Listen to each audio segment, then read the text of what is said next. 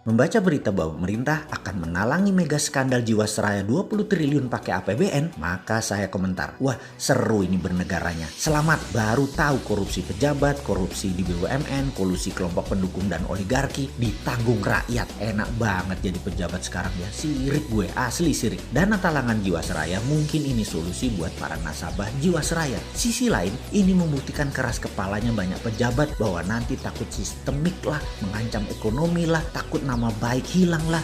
Bos, yang geblek jangan dilindungi atau kalian merupakan bagian dari sistem yang bermasalah. Biarkan yang salah yang menanggung. Kita melihat hal beginian paling gerundel, kuapok lu. Tapi begitu melihat melindungi kesalahan dan kebobrokan pakai APBN, kita berkata, kuapok muka pandul.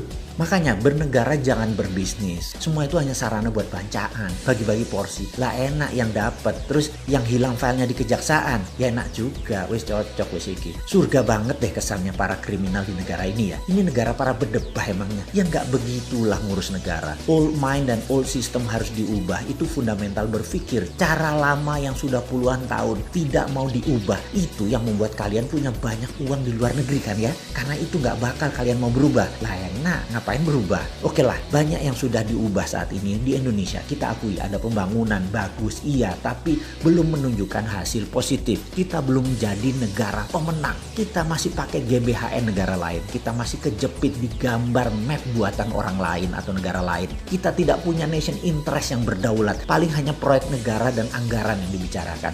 Bukan grand plan mau jadi apa negara ini. Di sini terpancing kita selalu untuk membantu dan memberikan kontribusi. Banyak orang yang kepala dingin melihat pendekatan bosman sebagai alternatif. Namun kalau otak pendek dan gak berilmu, bahkan mengirim buzzer menganggap bosman ini anti pemerintah. Gak pernah kita ini anti. Kita selalu memberikan masukan agar lebih baik lagi. Memang karena school of thought-nya beda, jadi landasan keilmuannya beda, muscle knowledge-nya beda, terlihat anti. Karena saat ini cara mendoktrinnya adalah apapun yang beda artinya melawan. Ngono ya. Padahal ini semua adalah perilaku alami. Contoh ikan selalu berenang melawan arus. Hanya ikan mati yang ikut arus. Begitu cara melihat perbedaan. Lupa, buzzer mah gak peduli sama bangsa negara ya. Pokoknya hanguskan orang yang berbeda dengan pejabat sekarang. Pejabat sekarang selalu benar dan berpikir untuk rakyat. Tidak ada cara yang lebih baik dari cara pejabat sekarang. Titik. Mudah-mudahan gak resesi 2 kuartal berturut-turut. Kalau ternyata 3 kuartal ke depan minus, bahkan 4 kuartal minus, yopo.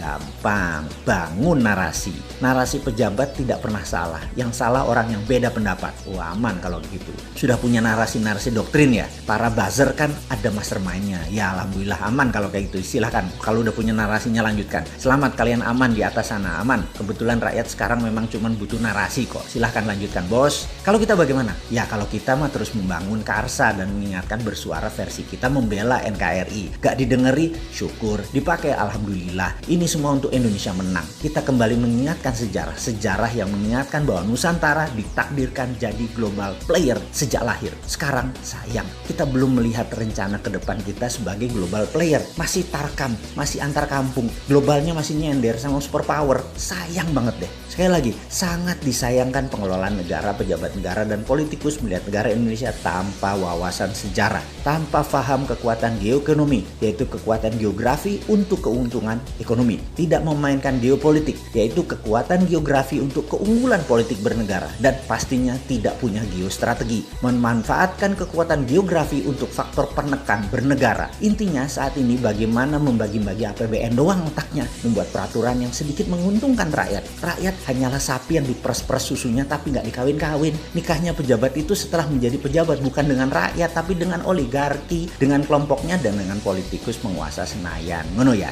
Oke, rakyat habis digrepek-grepek doang dan herannya rakyat gak kapok-kapok malah memuja-muja pejabat seperti itu. Hero-nya dijunjung. Top dah doktrin dan propagandanya. Top Marco Top. Kagum gua. Udah selesai ngegosip, kita lanjut. Kita menengok sejarah sebentar. Kita tahu doktrin jalur sutra itu seakan-akan jalur hebat. Karena mungkin banyak pejabat sekarang kemakan propaganda film Tiongkok dan berbisnis dengan Tiongkok kedalaman. Sampai budaya dan doktrin gak bisa dibedain.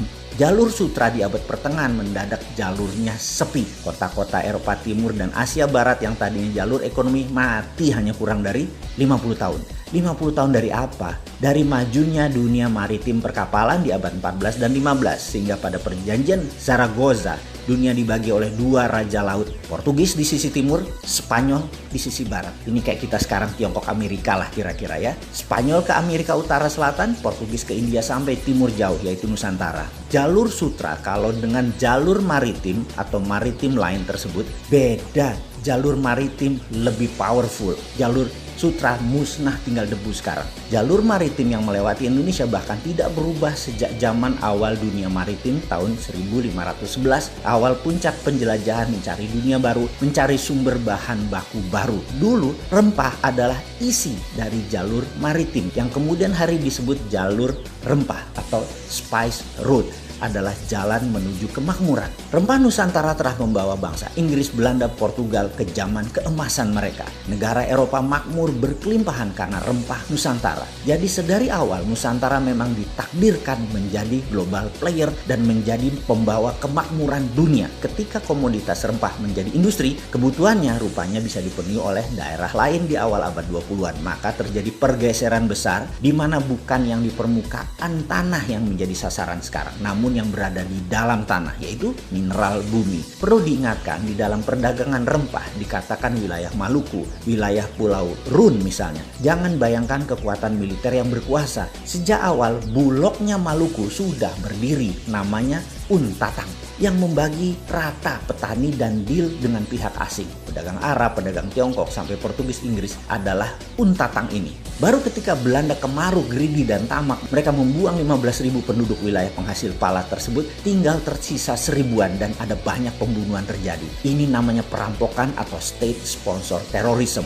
Hasilnya diambil habis-habisan sampai jatuh nilai pala tadi, namun Belanda sudah kaya raya. VOC tepatnya kaya raya. Terus bergilir, kemudian masuklah ke komoditi lain yaitu karet, teh, kopi, coklat. Kemudian bahan baku tersebut semua akhirnya dikuasai oleh VOC. Apa pelajaran yang bisa ditangkap kali ini? Ingat, pelajaran bukan okupansi militer sejak awal, tetapi okupansi ekonomi. Jadi bagi saya, bullshit bekerja sama dengan Tiongkok dan IMF itu. Itu bullshit besar. Foreign direct investment yang ada di otak pejabat adalah pemahaman anak bangsa yang otaknya sudah terpesona oleh globalis. Ini sebenarnya penjajahan sama seperti VOC di awal masuk selama 200 tahun sampai akhir tahun 1900-an kira-kira. Di saat dunia bergeser jauh di mana rempah bukan lagi primadona tapi sumber di dalam bumi yang jadi primadona seperti minyak, gas, batu bara dan mineral lainnya. Jadi sekedar mengingat, apapun perusahaan asing masuk ke Indonesia menggarap, mengambil, mengelola isi bumi Indonesia, itu penjajahan. Ide ini maka saya tekankan, kalau mandat di tangan generasi muda di tahun 2024, tidak ada perusahaan tambang di Indonesia milik asing. Setidaknya 50% adalah lokal, di mana proses hilirisasi setelah tambang tadi, mineral tadi, hilirisasinya 100% lokal. Cukup sudah dibodohi oleh asing selama 300 tahun diambil rempah dan apapun yang dihasilkan oleh alam Indonesia. Namun begitu bahan baku alam di Indonesia disentuh asing dan didiamkan, artinya dua. Satu, geblek tidak paham nasionalisme.